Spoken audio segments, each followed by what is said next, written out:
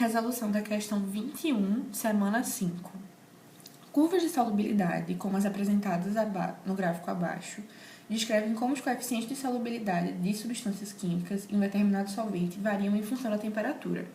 A gente tem um gráfico aqui em que a gente tem várias substâncias, certo? Algumas que aumentam o seu coeficiente de solubilidade com o aumento da temperatura e outras que diminuem o seu coeficiente de solubilidade de acordo com o aumento da temperatura, certo? Essas substâncias que aumentam a temperatura e, consequentemente, aumentam o coeficiente de solubilidade são todas essas aqui abaixo, de acordo com o gráfico, né?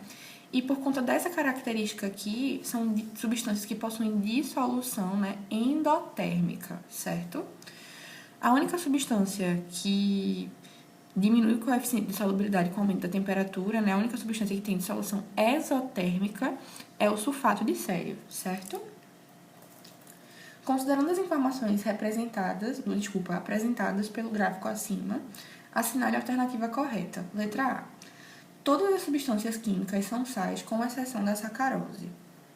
O NH4NO3, né, que é o nitrato de amônio, ele é um sal, certo? Ok. Aqui a gente tem um sal.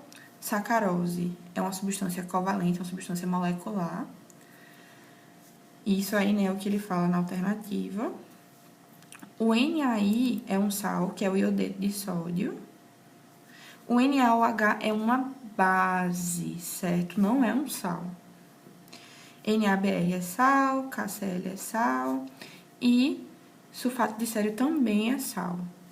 Ele fala que todas as substâncias químicas são sais, com exceção da sacarose. Todas elas são sais, menos a sacarose e o hidróxido de sódio, o NaOH. Por isso que a letra A é falsa. Nem todas elas são, né, com exceção da sacarose, são sais. O NaOH também não é um sal, certo? Letra A tá falsa. Letra B. O aumento da temperatura de 10 graus Celsius para 40 graus Celsius favorece a solubilização do sulfato de sério 3 em água. Como eu falei aqui para vocês no começo, né? O sulfato de sério 3 tem uma dissolução exotérmica, ou seja, o aumento da temperatura diminui o coeficiente de solubilidade. Aqui ele está falando que o aumento da temperatura favoreceria a solubilização do sulfato de sério, por isso que está falso, tá? Letra C. A massa de nitrato de amônio que permanece em solução quando a temperatura da água é reduzida de 80 para 40 graus Celsius é de aproximadamente 100 gramas. Quando você procurar aqui, né, o nitrato de amônio, que é um NH4NO3, a 80 graus Celsius ele tem uma solubilidade de 600 gramas de soluto por 100 gramas de água. E a 40 graus Celsius essa solubilidade cai para 300, sendo que, para a gente deduzir que a gente tem só 100 gramas de solução, né, a 40 graus Celsius, a gente teria que ter uma solução inicial, que ele daria a quantidade em massa de solução que a gente tem, né? Falaria se a solução é saturada ou não, enfim, ele não dá nenhum dado sobre essa solução de nitrato de amônio. Então, a gente não sabe essas quantidades iniciais que a gente tem, tanto de soluto quanto de solvente. A gente só tem esse gráfico que fala o coeficiente de solubilidade. Então, não tem como a gente saber quanto de nitrato de amônio a gente vai ter em solução, certo? Não tem como a gente afirmar que isso é verdadeiro. Letra D.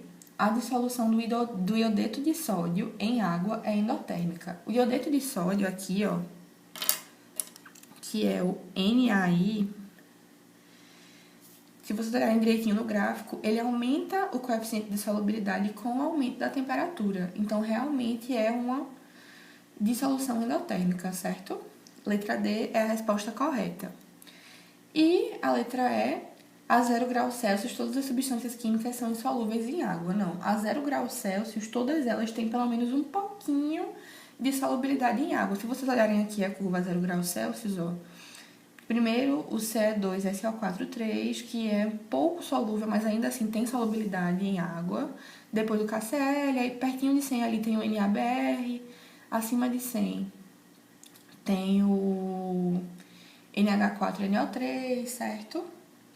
Mas todas elas têm alguma solubilidade acima de 0 graus Celsius. Nenhuma delas bate no zero, entendeu? No 0 gramas de solubilidade a 0 graus Celsius. E aí, então, basicamente isso. A resposta correta, letra D de dado, certo?